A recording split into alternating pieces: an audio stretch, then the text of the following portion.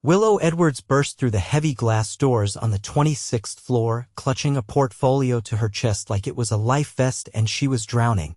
"I'm so sorry I'm late," she gasped, cheeks flushed, curls bouncing wildly as she nearly tripped over her heels. "I was told the marketing intern interviews were in." She froze. 12 sharply dressed men and women sat around a long, glossy table. At the head of it a man stood. Tall, impossibly tall, wearing a black suit that had to be custom-tailored and an expression that could freeze time itself. His eyes locked with hers, blue, unreadable, but piercing enough to make her forget how to breathe. This wasn't the intern interview. This was a boardroom. A real boardroom. And she had just interrupted something serious. The man at the head of the table slowly closed the folder in front of him. "You're here for a marketing internship?" Willow's throat went dry. I think I'm in the wrong room." The woman to his right cleared her throat. "This is a quarterly strategy meeting." "Oh God," Willow whispered, backing toward the door. "I am so sorry. I swear, I was told to take the elevator to 26, second door on the right. That's the next room over," the man said, his voice deep, calm, and somehow amused. "You took the third." Willow's eyes widened. The door wouldn't open behind her. She jiggled the handle like she could magically disappear. "Relax," he said, walking around the table toward her. He moved like he was used to taking charge of rooms. Of people. Of everything. "What's your name?" She hesitated. "Willow. Willow Edwards." A hint of a smile touched his mouth. "Nice to meet you, Willow. Right? You too." "Sorry again." She finally got the door open and practically flew out of the room, heart hammering. The door clicked shut behind her. The man stood there a second longer, still staring at the space she'd just occupied. The woman next to him raised a brow. That was unexpected. He turned back to the table, his voice cool. "Let's take 5. Willow finally found the right room, her actual interview spot, and did her best to refocus. She answered every question with practiced confidence, though her mind was still stuck on the man from the boardroom. Who was he? She didn't know his name, but she knew power when she saw it. And he had it in spades.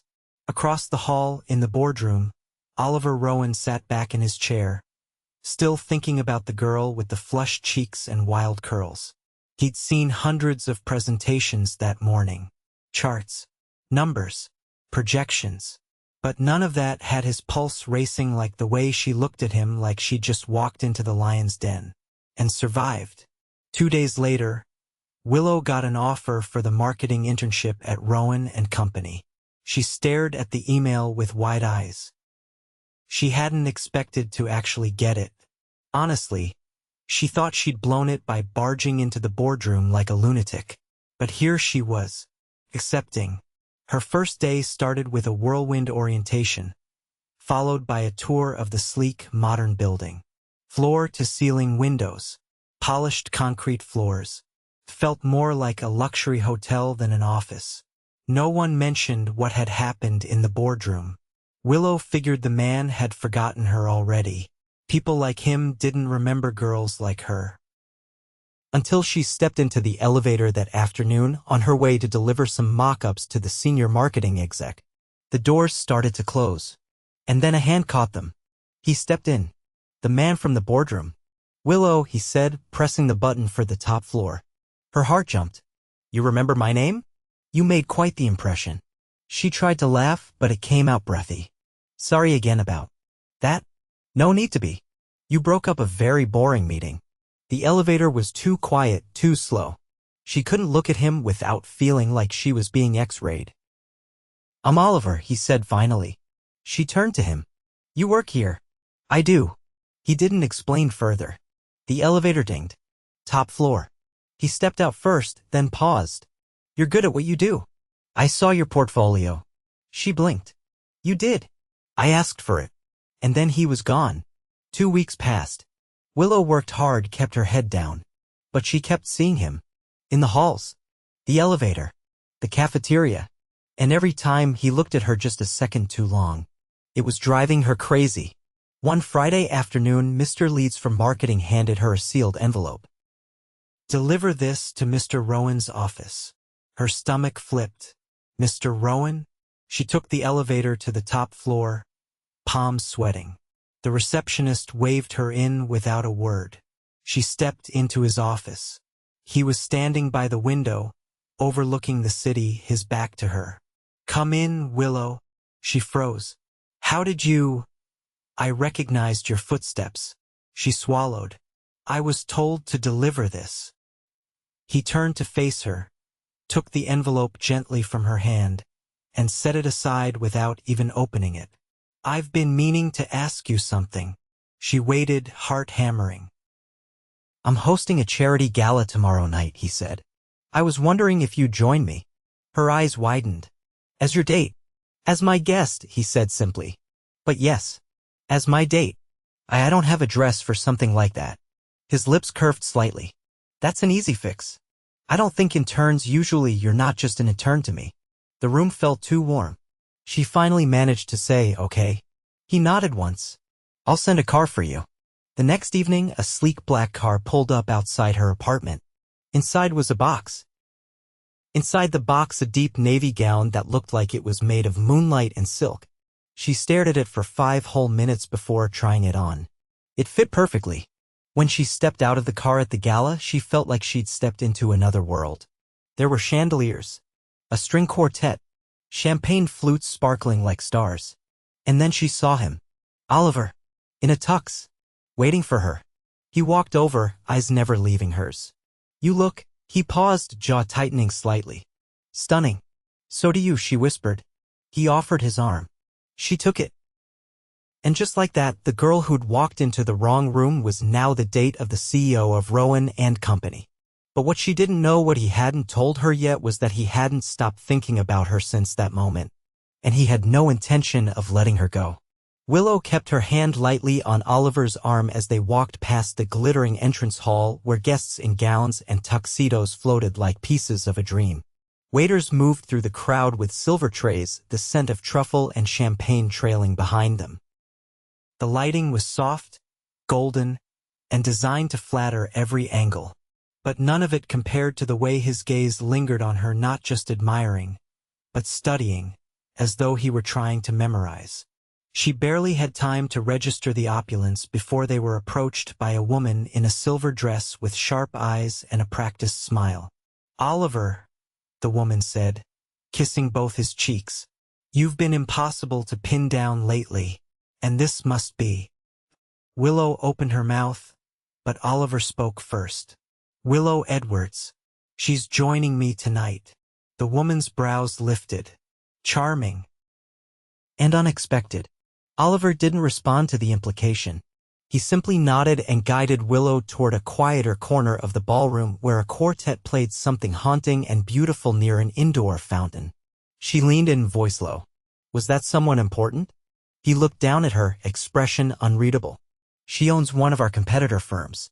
She's used to getting answers she doesn't deserve." Willow tilted her head. "And you don't give them?" "Not unless there's something worth giving." He paused. "You're not what anyone expected tonight." "I didn't expect any of this either," she admitted. "It feels like I'm in someone else's story." "You're not," he said. "You're in mine." Before she could reply, a man in a velvet jacket approached with 2 flutes. Oliver took them and handed one to her. "I don't usually drink at work events," she said carefully. "This isn't work." She sipped. Whatever it was, it tasted expensive and crisp, like it had never seen a shelf in its life. A photographer passed by, snapping candid shots. Oliver didn't flinch or pose. He simply shifted slightly so that she stayed angled toward the camera, like he'd done it 100 times before. "Is this where you usually bring your guests?" she asked after a moment. "I don't usually bring guests," he said. "Especially not ones who deliver envelopes on Fridays." She laughed under her breath, but her thoughts were tangled. There was something about the way he looked at her, not like a man humoring a crush, but like someone who had already made a decision. They moved toward the stairs leading to the mezzanine level where a quieter bar overlooked the ballroom. He ordered drinks without asking her preference and somehow still got it right. "How did you know I don't like anything too sweet?" she asked, taking a sip. "I watched your face when you tried the champagne downstairs." She blinked. That was barely a reaction. "I notice things people don't expect me to." A string of rich laughter came from behind them. Willow turned to see a group of older men near the balcony railing, one of them gesturing toward Oliver. "Are they talking about us?" she asked quietly. "They're talking about me," he corrected. "You just happened to be with me." She hesitated. "Does that bother you?" He leaned in. "No, but I'm aware you're not used to being watched." She looked down at her glass. "Not like this." He shifted, resting one arm along the back of the booth, his fingertips barely brushing the fabric behind her shoulders. "You handled it better than I thought you would," he said. "I'm still trying to figure out why you brought me here. You intrigued me." She raised an eyebrow. "Because I walked into your meeting? Because you didn't shrink when you did." She looked up at him. "You could have any woman in this room." "I know," he said simply. "But I invited you." She opened her mouth, but he cut her off softly. "Don't tell me I made a mistake." "I don't." The silence stretched between them, heavy but not uncomfortable. "I should probably head out soon," she said at last. "It's getting late. You haven't danced yet." "I wasn't sure this was that kind of night." He stood and extended his hand. "It is now." She hesitated only a second before slipping her fingers into his.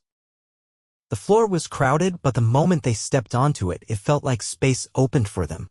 The music shifted slower now, something with strings and piano, and he pulled her close, not inappropriately, but with enough certainty to make her heart skip. "You're very good at this," she said. "I've had practice." "I haven't." "You're doing fine." They moved in time to the music, her hand in his, the other resting lightly against his shoulder. People around them stole glances, but no one interrupted. The energy between them had changed, no longer tentative, but something charged, something that couldn't be ignored. "I have to ask," she said softly. "Why me?" "Really?" "Because for the first time in a long time I saw honesty walk into my world," he said. "And I wasn't about to let it walk back out." The song ended, but he didn't pull away. "Let me take you home," he said. She hesitated. "I can call a cab." "I don't want you leaving alone." "Not tonight." She nodded, and they left the ballroom under the watchful eyes of half the city's elite. Outside, the driver opened the door wordlessly. The interior of the car was warm, the city lights casting gold across her lap as they pulled away from the hotel. He didn't speak until they were halfway to her apartment. "I wasn't supposed to be in that meeting." She turned to him. "I usually call in from overseas. That day, I showed up in person on a whim." She blinked. "Why?" "I don't know," he said. "But if I hadn't, I wouldn't have seen you." The car slowed in front of her building. He stepped out first, then opened her door himself. "I'll walk you up." She didn't argue. When they reached her door, she turned to him. "Thank you for tonight. It was unexpected." He stepped closer, his voice low. "I don't do things halfway, Willow. I noticed." He looked at her, something unreadable flickering behind his eyes. "I want to see you again." She hesitated. "Okay." He nodded once, then leaned down just enough for his lips to brush her cheek, not enough to cross a line. And then he was gone. She stood at her door for a full minute before finally going inside, her pulse still trying to calm down. She didn't know what this was, but it wasn't nothing. And something told her neither did he. Willow hadn't stopped thinking about the way Oliver had looked at her in the hallway mirror outside her apartment, like he already knew what would happen next, but was letting her catch up on her own. The next morning, she woke early, her mind replaying every moment from the gala, the soft pressure of his hand on her back, the weight of his stare during their dance, the way he'd said he didn't do things halfway. She didn't know what it meant yet, but her instincts told her this wasn't a passing whim for him. At work, everything felt sharper. People greeted her differently. More curious glances followed her through the halls, as if someone had whispered something, but no one said a word to her directly. The air buzzed with unspoken questions. She buried herself in the campaign revisions due that day, not daring to check her messages until just before noon. Her breath hitched. There was a calendar invite from Oliver. No subject, just a location, conference room north. 1 hour from now. She'd never been summoned there before. When she stepped inside, the room was empty except for him. He didn't sit behind the table. He stood near the window, one hand in his pocket, the other holding a small square folder. "Close the door, please," he said without turning. She did. "I asked you here because I'm making changes to a project," he said, finally facing her. "And I want your input." "My input," she echoed, unsure if she'd heard right. He walked toward the table and opened the folder. Inside were mock-ups for an upcoming luxury fragrance launch. Bold colors. High contrast. A new direction. "This isn't part of the intern work," she said slowly. "I know." He looked up. "But you see things differently." "I want that." Willow stepped closer, scanning the designs. "May I?" He nodded. She picked up the top sheet, her eyes narrowing. "The concept's strong, but the imagery's too masculine. You're selling to women, but this feels like it was made for investors." He studied her. "What would you change?" "I'd soften the lighting, add some movement. Right now it's too rigid. Also, the tagline, 'Command the room,' it's clever, but it leans too hard. It needs elegance." He leaned back slightly, arms crossed. "What do you suggest?" She hesitated. "Something like, 'Own the air you breathe.' It's subtle, powerful, feminine." Oliver was silent for a beat, his gaze locked on her. Then he spoke. "That's better than anything the team gave me all week." She laughed nervously. "I'm just an intern." "No," he said, voice even. "You're not." Before she could respond, his phone buzzed. He glanced at it and frowned. "I have to take this." "But I meant what I said. I want you involved in this campaign. You'll report to me directly for it." Her heart stuttered. "Are you sure that's appropriate?" "I don't care what it looks like," he said. "I care about results." As she turned to leave, he added, "I'll need a first draft of your ideas by Wednesday." She nodded, still stunned. "Yes, sir." Back at her desk, she stared at her screen for what felt like an hour before she could even begin outlining her ideas. A few coworkers passed by, glancing in but saying nothing. By the time Wednesday arrived, she'd poured every spare hour into the presentation. Not just because he'd asked, but because she wanted to prove she deserved the opportunity. When she walked into his office that morning, he was seated behind a walnut desk, flipping through a document. He looked up. "You're early." "I figured I'd rather be early than rushed." He gestured toward the chair across from him. "Show me." She opened her portfolio and laid out a sequence of mock-ups, each one refining the tone and visuals of the project. As she explained her choices, he didn't interrupt once. When she finished, he closed the folder and leaned back. "You're better than most of my team," he said. "I don't know what to say." "Then don't say anything," he replied. "Just be ready. You're presenting this to the board on Friday." She blinked. "Me? Yes. I've never presented to a board before." "Then it's time."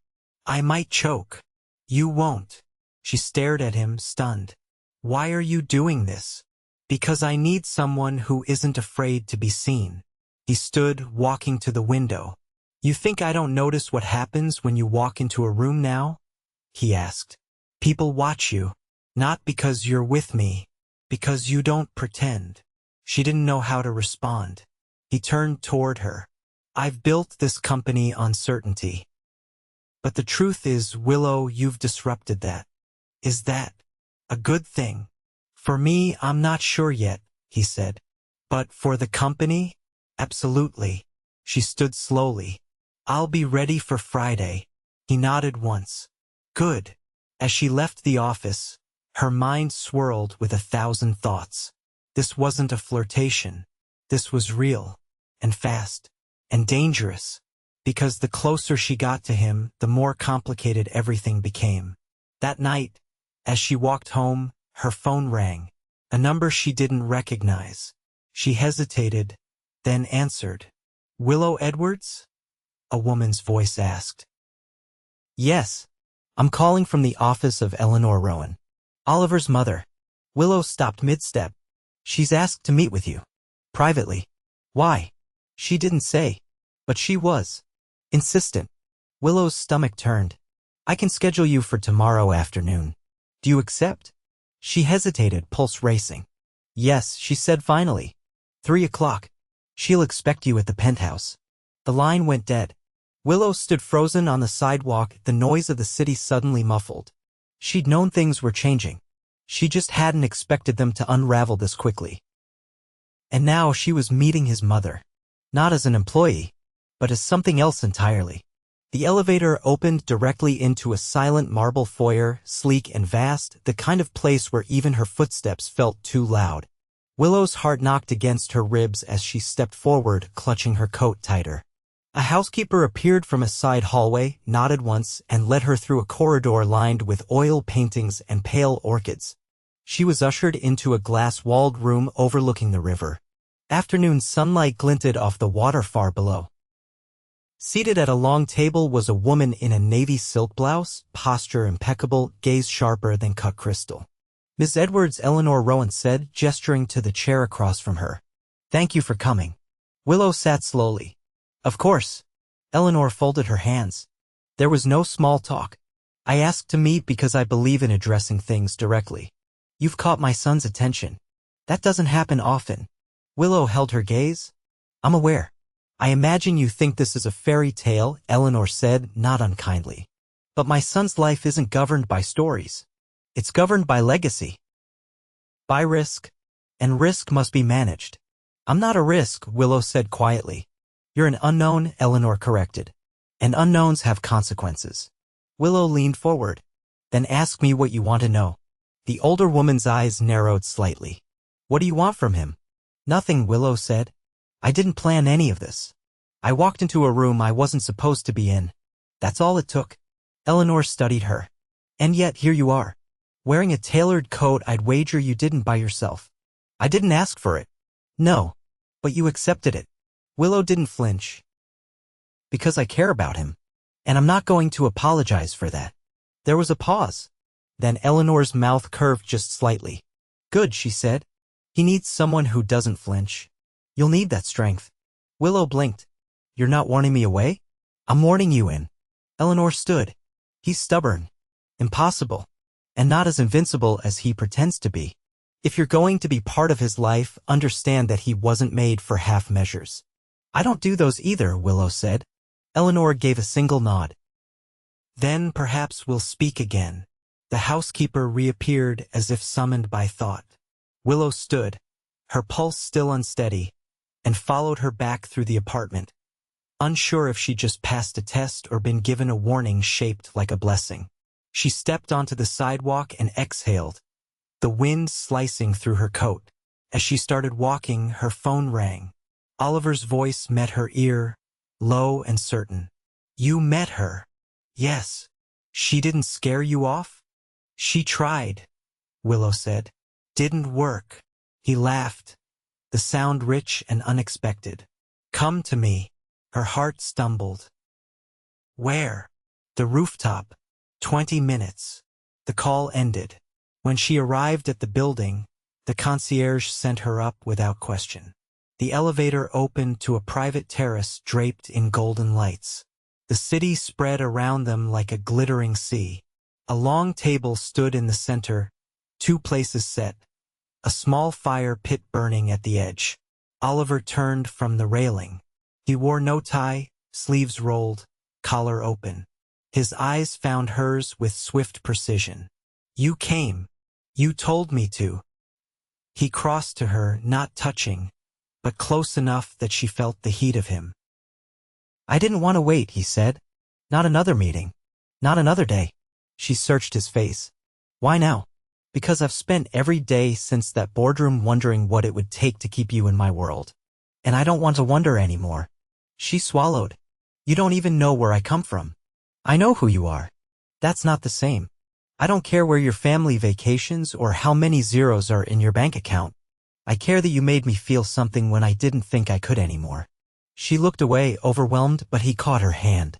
"I'm not easy," he said. "This life isn't easy, but I'm offering it to you completely." She blinked back, the sting in her eyes. "You don't even know what I want." He stepped closer. "Then tell me." "I want to build something that matters. I want to be more than a temporary distraction. I want to be seen, not managed." His grip tightened. "Then stay. Not as a guest. Not as a secret. Stay with me." "Are you asking me to move in?" "I'm asking you to be mine. Her breath caught. This is fast. Everything real is. She studied him, the skyline blazing behind him, the firelight catching the curve of his jaw. Okay, she whispered. Yes. He didn't kiss her. Not yet. Instead, he pulled her into his arms, holding her there like he'd been waiting forever. Later, they sat at the table, candles flickering between them, plates forgotten. She told him about the years she spent waiting tables through school, about the father who'd vanished when she was 12, about the night she decided she'd never let someone else define her worth again. He listened. Really listened. And then he told her things no one else knew, about the deal that nearly broke the company 3 years ago, about the brother who cut contact after their father's funeral, about the fear he carried that everything he built could still fall apart. They stayed up until the wind turned colder and the fire died low. And when he finally leaned in to kiss her, it wasn't a question. It was a vow. 3 months later, the campaign Willow had led launched globally. The tagline hers was everywhere. Billboards, magazines, metro stations. She stood backstage as Oliver delivered a keynote at the gala unveiling, watching the man who'd once been a mystery become something permanent.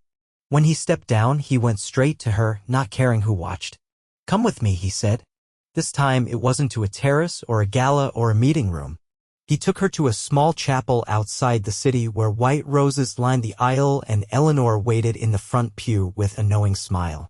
There were no press, no investors, just vows spoken in quiet certainty.